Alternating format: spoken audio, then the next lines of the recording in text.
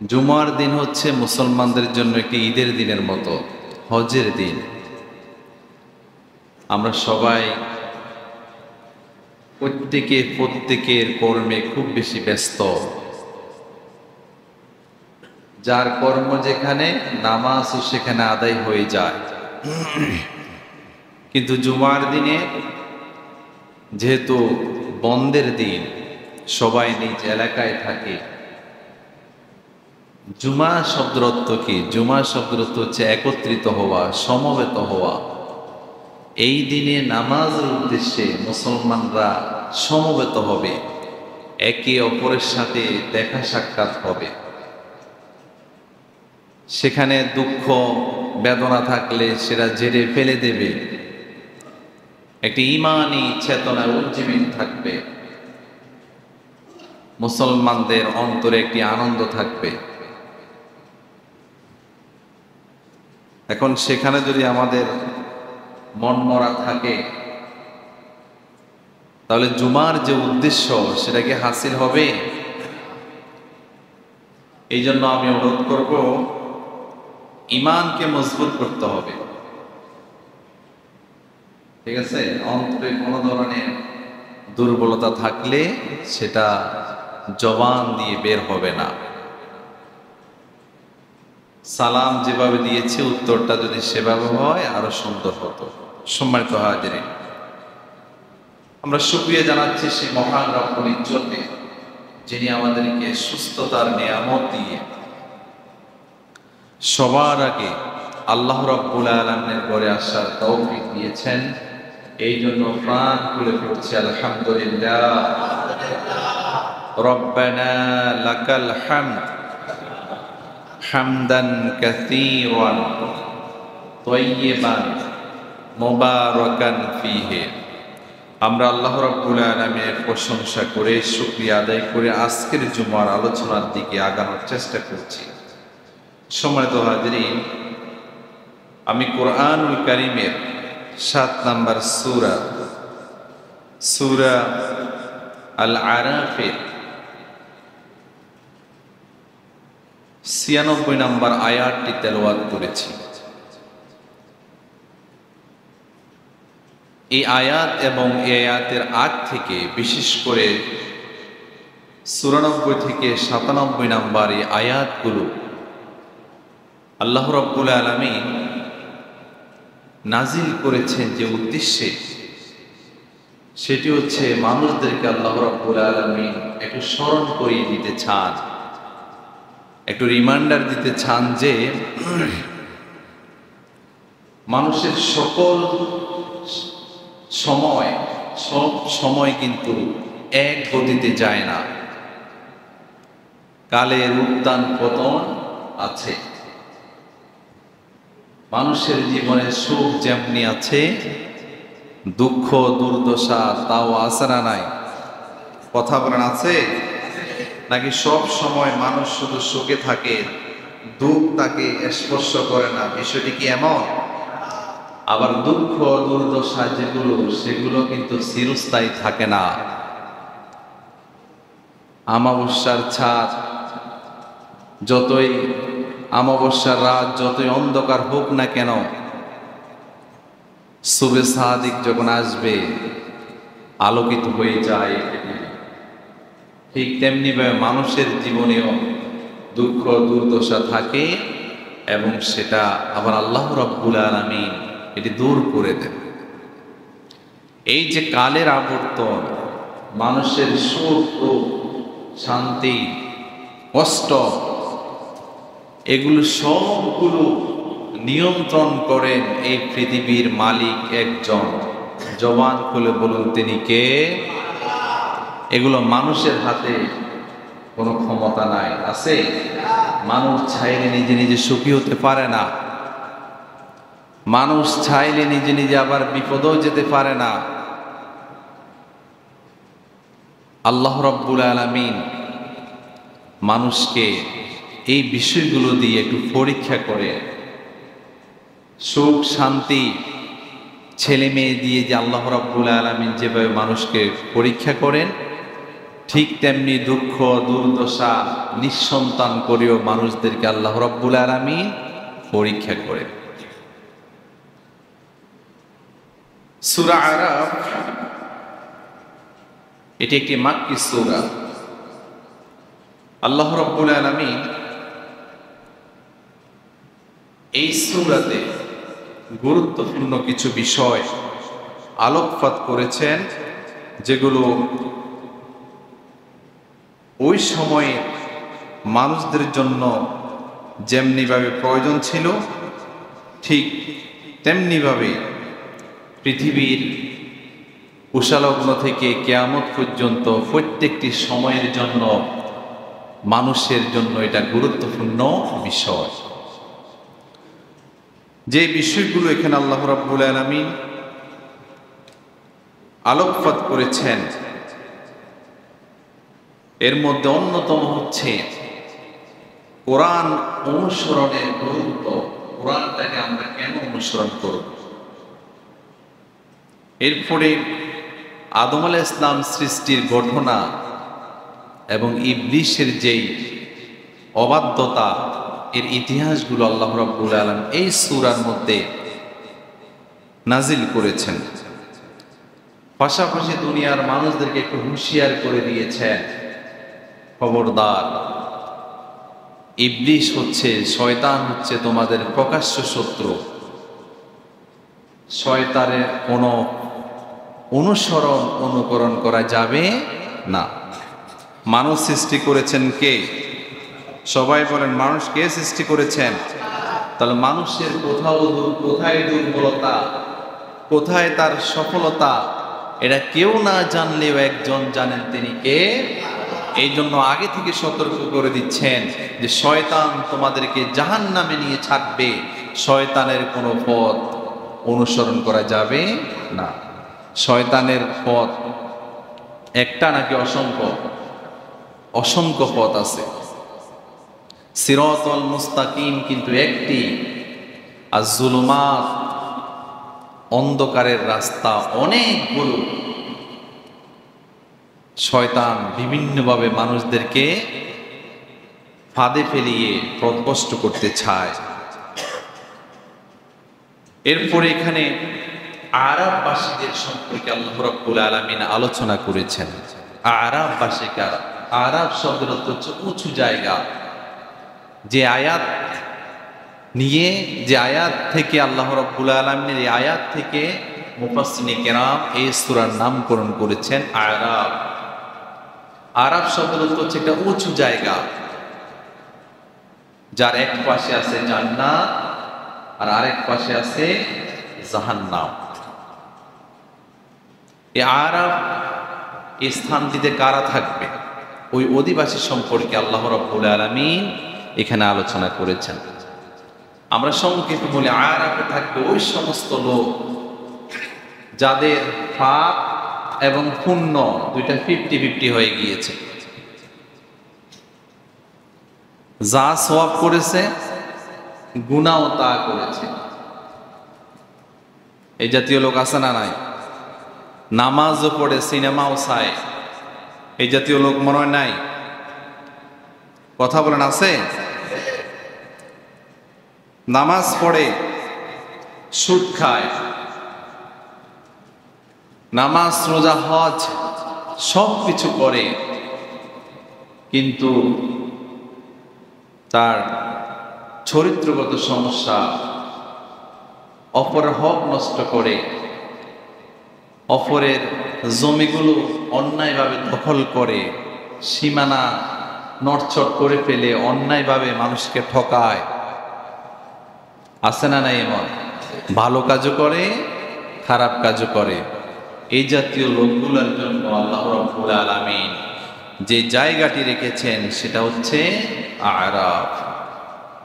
বলুন তো, এই জায়গাটা কি আরাম পাওয়া যাবে? এখানে আরাম থাকবে না। ওই আরাফবাসীগুলো জান্নাতি লোকগুলাকে দেখবে, জান্নাতে কি পরিমাণ নাজ নিয়ামত তারা ভক্ষণ করছে, উপভোগ করছে।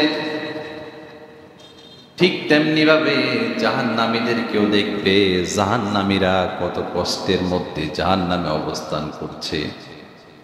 সবকিছু দেখা যাবে, যেহেতু জায়গাটি উঁচু, ওই নিচে জান্নাতও দেখা যাবে, জাহান্নামও দেখা যাবে। জান্নাতি লোকগুলাকে যখন ওই আরাব পাশে দেখবে, তখন ওই জান্নাতি গুলাকে যতবার দেখবে ততবার বলবে সালামুন আলাইকুম, তোমাদের প্রতি সালাম, শান্তি বর্ষিত হোক। আর জাহান্নামী লোকগুলাকে যখন দেখবে তখন আল্লাহর কাছে পানা চাইবে, আল্লাহ ওই জাহান্নামে আমাদেরকে নিক্ষেপ করবেন না, ওই জাহান্নামের আগুন আমরা সহ্য করতে পারবো না। নাউজুবিল্লাহ বলেন। নিজের চোখে দেখবে এই ব্যবস্থা যিনি রেখেছেন তিনি কে? শান্তি নাই, একদিকে জান্নাতের খুব সুশীতল বাতাস, আর অন্যদিকে জাহান্নামের উত্তাপ। শান্তি অশান্তি মিলে সব একাকার হয়ে গিয়েছে। আল্লাহ রাব্বুল আলামিনের কাছে বারবার বলবে, আল্লাহ এই স্থান থেকে, জাহান্নাম থেকে আমাদেরকে রক্ষা করুন। আল্লাহর কাছে প্রার্থনা করতে চাইবে। তখন আল্লাহ রাব্বুল আলামিন তাদেরকে হায়াত নামক একটি নদীর কাছে নিয়ে যাবেন। বলেন সুবহানাল্লাহ। হায়াত, এর নাম কি? মুফাসসিরিন কিরাম এটা উল্লেখ করেছেন, নাম হচ্ছে হায়াত। ওই নদীতে ওই সকল আরববাসীদেরকে ফেরেশতারা গোসলের ব্যবস্থা করবেন, যেই নদীর দুই পাশে মণিমুক্তা দ্বারা ছড়িয়ে ছিটিয়ে আছে, মাঝখান দিয়ে নহর। সেখানে ফেরেশতারা ওই আরববাসীদেরকে গোসল করাবেন। গোসল করানোর সাথে সাথে তাদের শরীর থেকে সমস্ত গুনাহগুলো ঝরে পড়ে যাবে। সুবহানাল্লাহ বলে। যখন আর কোনো গুনাহ থাকবে না, তখন আল্লাহ রাব্বুল আলামিন তাদেরকে জান্নাতে দাখিল করবেন। বলেন সুবহানাল্লাহ। সম্মানিত হাজিরিন, তাহলে এই বিষয় সম্পর্কে আল্লাহ রাব্বুল আলামিন এই সূরার মধ্যে আলোকপাত করেছেন। সম্মানিত হাজিরিন, এরপরে এখানে কয়েকটি কওমের, নূহ এবং হুদ জাতির যে শাস্তি, এই বিষয়ে আলোকপাত করেছেন। এরপরে সেখানে নবী মুসা আলাইহিস সালামকে হত্যা করার জন্য যে ফেরাউন তার দরবল নিয়ে ছুটেছিলেন, এই বিষয়ে আলোচনা করেছেন। এই জাতীয় অসংখ্য আলোচনা করেছেন। আমরা সব বিষয়গুলো এখানে আলোচনা করার সময় সুযোগ হবে না। আমি অনুরোধ করবো সূরা আরাফটি আপনারা একটু ভালো করে পড়ে নিবেন। কি বলেন, পড়ার দরকার আছে না নাই? নাকি শুধু খতিব সাহেব একদিন একটু এটার উপর সংক্ষিপ্ত আলোচনা করলো, এটা আমাদের জানার দরকার নাই। কোরআনটা নাজিল হয়েছে কার জন্য? মানুষের জন্য নাকি পশু পাখির জন্য? দুঃখের বিষয় আমরা পড়ি না। আপনি শুধু সূরা আরাফটা পড়েন, দেখবেন আপনার চোখ খুলে যাবে, আপনি অনেক কিছু জানতে পারবেন। রাসূল বলেছেন, কেউ যদি সূরা আরাফটি নিয়মিত পড়ে তাহলে তার রিজিকের দরজা বৃদ্ধি পাবে। সুবহানাল্লাহ বলেন।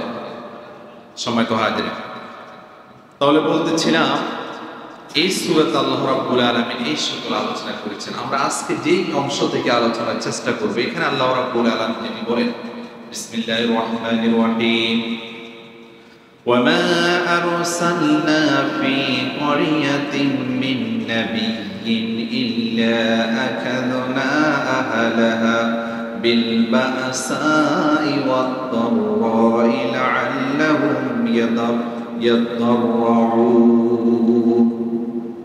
আল্লাহ রাব্বুল আলামিন বলছেন, আমি যখনই কোনো জনপদে নবী পাঠানোর সিদ্ধান্ত নিই, তখন তাদেরকে আমি প্রথমে অর্থকষ্ট, দুঃখ, দুর্দশা দিয়ে পরীক্ষা করি। অর্থকষ্ট, দুঃখ, দুর্দশা তাদের উপর আমি মুখোমুখি করি, তারা সেখানে নিমজ্জিত হয়। এই জন্য আমি এটি করি যে যাতে করে তাদের অন্তর নরম হয়ে যায়, তারা বিনম্র থাকে এবং তারা নতি স্বীকার করে। বলেছেন কে? আল্লাহ রাব্বুল আলামিন বলেছেন। কথা কি বোঝা যায়? কোন জমিনে যখন আল্লাহ রাব্বুল আলামিন কোন পয়গম্বরকে পাঠানোর সিদ্ধান্ত নেন, ওই সময়ে ওই কওমকে আল্লাহ রাব্বুল আলামিন অর্থ কষ্ট দেন, রোগ ব্যাধি দেন, দুঃখ দুর্দশা দেন। এটি এই জন্য দেন যে যাতে করে তারা আল্লাহ রাব্বুল আলামিনকে চিনে এবং ওই পয়গম্বর, ওই নবী এবং রাসূলের দাওয়াত গ্রহণ করে। আপনি আপাত দৃষ্টি দেখে চিন্তা করুন, মানুষ কখন আল্লাহ রাব্বুল আলামিনকে স্মরণ করে? যখন মানুষ বিপদে পড়ে যায়।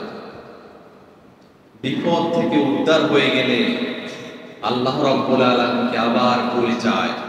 এই জাতীয় অসংখ্য নজির আমাদের চোখের সামনে আছে না নাই?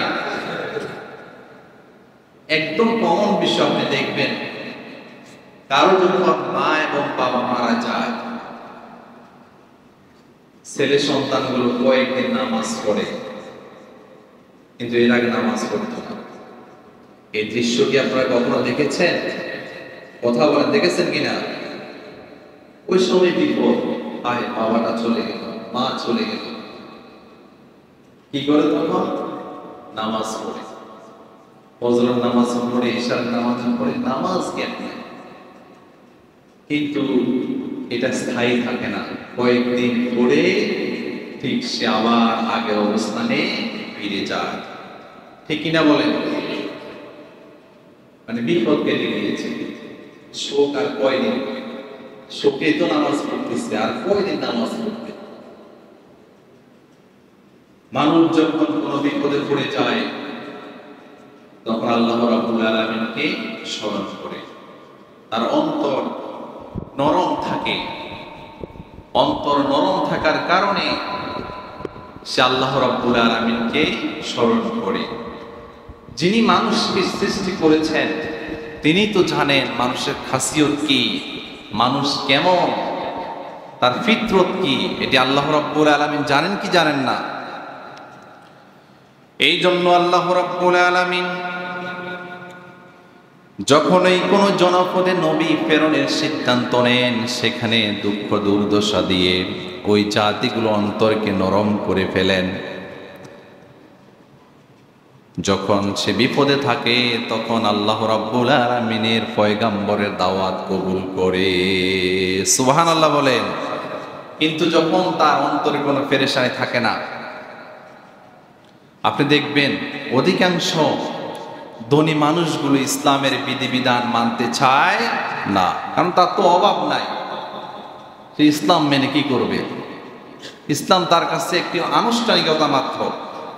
আল্লাহ রাব্বুল আলামিন যে একজন রব আছেন, পৃথিবীর সব কিছু যে তিনি নিয়ন্ত্রণ করেন, ওয়াল কদরি খায়রিহি ওয়া শাররিহি মিনাল্লাহি তাআলা, ভাগ্যের ভালো মন্দ যে আল্লাহর পক্ষ থেকে আসে সেটা সে বিশ্বাস করতে চায় না, কারণ তার তো কোনো পেরেশানি নাই, টেনশন নাই। কিন্তু যারা অভাবে থাকে, কষ্টে থাকে, তারা আল্লাহর কাছে চোখের পানি ছেড়ে দিয়ে চায়, রব্বুল আলামিন আপনি ছাড়া আমার আর কোনো অভিভাবক নাই। আল্লাহ রাসূল সাল্লাল্লাহু আলাইহি ওয়াসাল্লাম যখন মক্কার জমিনে দাওয়াত দেওয়া শুরু করলেন, যখন দাওয়াতি কাজ শুরু করলেন, তখন কাফেরদের অবস্থা ছিল অনেক বেশি উন্নত, অনেক ভালো। দাওয়াত কবুল করতে রাজি নয়। ইসলাম কারা গ্রহণ করছেন? যারা গরিব, কোনরকম ছলে অনেক কষ্টে আছে, সেই সকল লোকগুলো রাসূলের এই দাওয়াত গ্রহণ করেছেন।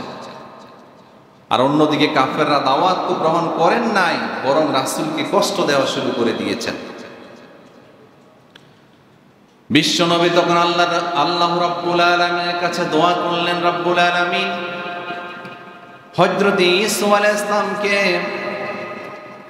যেই কওমের মধ্যে তুমি প্রেরণ করলে, ওই ইউসুফের কওমকে যেমনি ভাবে তুমি 7 বছর দুর্ভিক্ষে কষ্ট দিয়েছ, আমার এই কওমকে মোকাবেলা করার জন্য ঠিক একই ধরনের দুঃখ দুর্দশা দিয়ে তোমাকে চেনার সুযোগ করে দাও।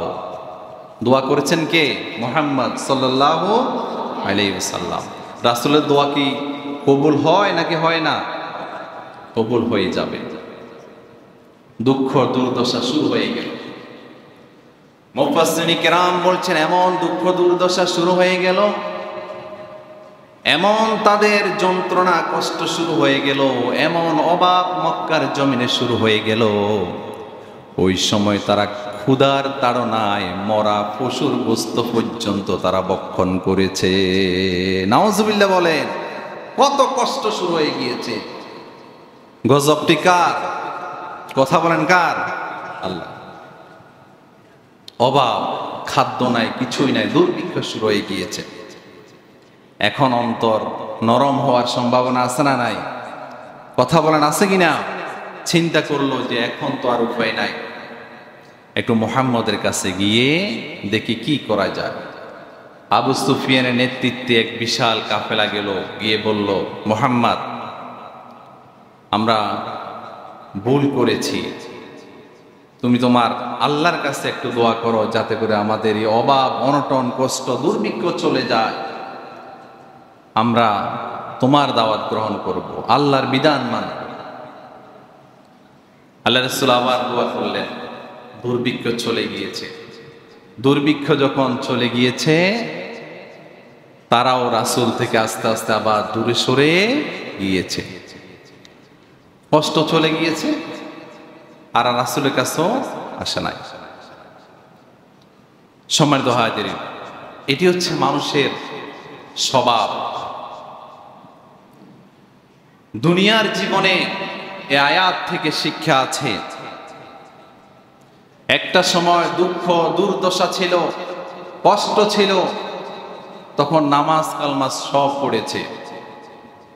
কিন্তু এখন ব্যবসা বাণিজ্য সব চলে, দুঃখ দুর্দশা নাই, এখন আর নামাজ কালম নাই। এই জাতীয় লোক আছে না নাই? এক সময় মাজলুম ছিলাম, কিন্তু এখন একটু সচ্ছলতা আসার কারণে আবার জালেমের ভূমিকা অবতীর্ণ হলাম। তাহলে আরেকবার আল্লাহ রাব্বুল আলামিনের ফয়সালা এই জমিনে আসতে পারে কি পারে না? পারে। এই আয়াত থেকে শিক্ষা নিতে হবে। দুঃখ কষ্ট যখন থাকে তখন আল্লাহকে মানলাম, কিন্তু দুঃখ কষ্ট চলে গিয়েছে, আল্লাহর কোনো বিধানে মানলাম না। অতএব শিক্ষা নিতে হবে আয়াত থেকে। সম্মানিত হাজিরিন, তাহলে বলতেছিলাম, কোন জামিনকে যখন আল্লাহ রাব্বুল আলামিন দুঃখ কষ্ট দেন, সেখানে নিয়ামত আসবে, তার একটি অগ্রিম মেসেজ পাওয়া যায়। আজকে ফিলিস্তিনের জমিন নির্যাতিত নিপীড়িত, তারা ক্ষুধার যন্ত্রণা অনেক কষ্ট করে। এই কষ্ট দ্বারা এই দুনিয়াবাসীকে মেসেজ দেওয়া হচ্ছে যে এই ফিলিস্তিনের জমিনে ইমাম মাহদী আসবে এবং সেখান থেকে ইসলামের বিজয় শুরু হয়ে যাবে ইনশাআল্লাহ। বলেন, এটি একটি মেসেজ। এটা প্রত্যেকটি কওমের সময় এটি ছিল। যখনই কোনো পয়গাম্বর আসতো, কোনো কল্যাণ হতো, তখন আগে তাদের কাছে দুঃখ দুর্দশা পাঠিয়ে তাদেরকে প্রস্তুত করা হতো, যাতে করে সেই মেসেজটি তারা, ওই কল্যাণটি তারা উপভোগ করতে পারে।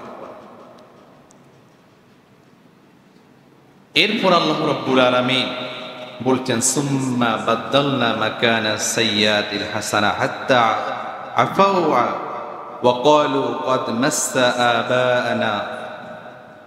এখানে আল্লাহ রাব্বুল আলামিন বলছেন, যখন তাদের দুঃখ দুর্দশা আমি দূর করে দিলাম, তারা পূর্বের অবস্থায় ফিরে গিয়েছে আর বলা বলি শুরু করতে লাগলো, আমরা একটা সময় অনেক কষ্ট করেছি, এখন আর আমাদের আর কোনো কষ্ট নাই, আমাদের পূর্বপুরুষরা অনেক কষ্ট করেছে।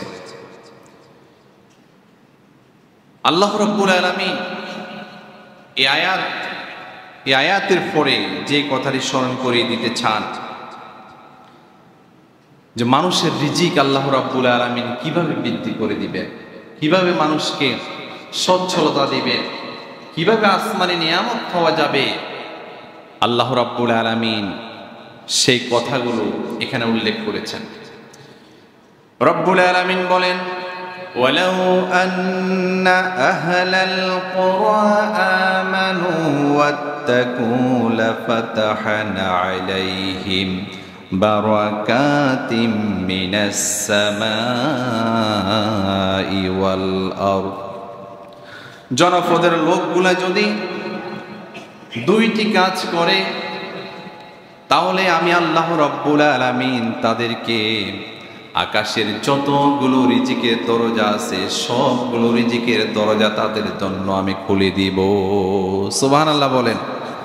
সে কাজগুলো কি? ওয়ালাউ আন্না আহলাল কুরা আমানু ওয়াত্তাকু, এক নাম্বার তারা যদি আল্লাহ রাব্বুল আলামিনের উপর ঈমান আনে, আর দ্বিতীয় নাম্বার হচ্ছে যদি তারা তাকওয়ার নীতি অবলম্বন করে, তাহলে আসমানের যতগুলো রিজিকের দরজা আছে আমি আল্লাহ রাব্বুল আলামিন সবগুলো রিজিক তাদের জন্য ওপেন করে দেব। সুবহানাল্লাহ বলেন। আরো জোরে বলি সুবহানাল্লাহ। দুইটা কাজ করা লাগবে, একটা হচ্ছে ঈমান থাকতে হবে, আর দ্বিতীয় নাম্বার হচ্ছে তাকওয়া থাকতে হবে। কাজ কয়টি? দুইটি। কয়টি? কথা বলে না কেন? কয়টি? দুইটি কাজ করে। একটা হচ্ছে ঈমান থাকতে হবে, ঈমান যেভাবে থাকার দরকার ঠিক সেভাবে থাকতে হবে। আর দ্বিতীয় নাম্বার হচ্ছে তাকওয়ার নীতি অবলম্বন করতে হবে। ভয় করতে হবে কাকে? নাকি রিজিককে? রিজিকের ভয়ে মানুষ অপরাধ করে, সঠিক কথা বলতে চায় না। কি খাবে? যে অল্প টাকা, আমার বেতন হচ্ছে ৫,০০০ টাকা, আমি এই ৫,০০০ টাকা দিয়ে আমার সংসার চলবে কিনা, এই জন্য সুযোগ পাইলাম আমি ২ নাম্বার ইনকামও করলাম। তাহলে রিজিকের ভয় আছে না নাই?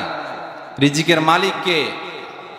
আপনি যদি আল্লাহ রাব্বুল আলামিনকে ভয় করে ওই ৫,০০০ টাকার মধ্যে যদি আপনি সীমাবদ্ধ থাকতেন, তাহলে ওই ৫,০০০ টাকার মধ্যেও আল্লাহ রাব্বুল আলামিন রিজিক বৃদ্ধি করতে পারেন কি পারেন না?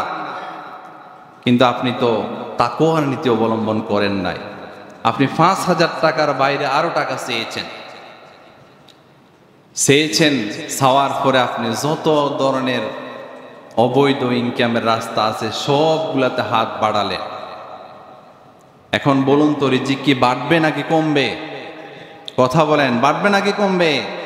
ইনকাম বেশি হবে কিন্তু রিজিক কমে যাবে।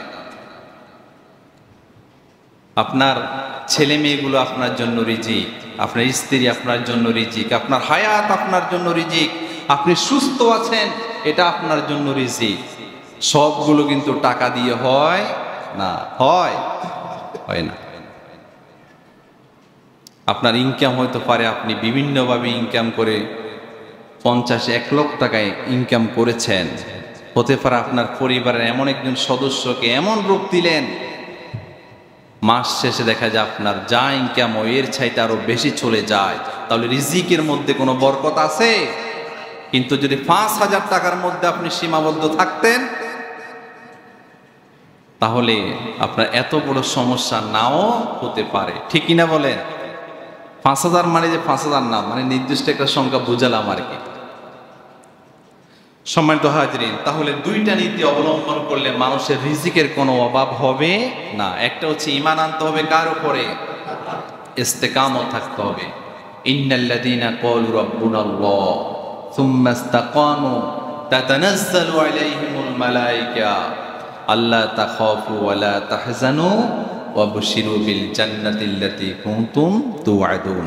তাহলে ঈমান আনতে হবে এবং ঈমানের উপরে ইস্তেকামত থাকতে হবে। পেরেশান হওয়া যাবে না।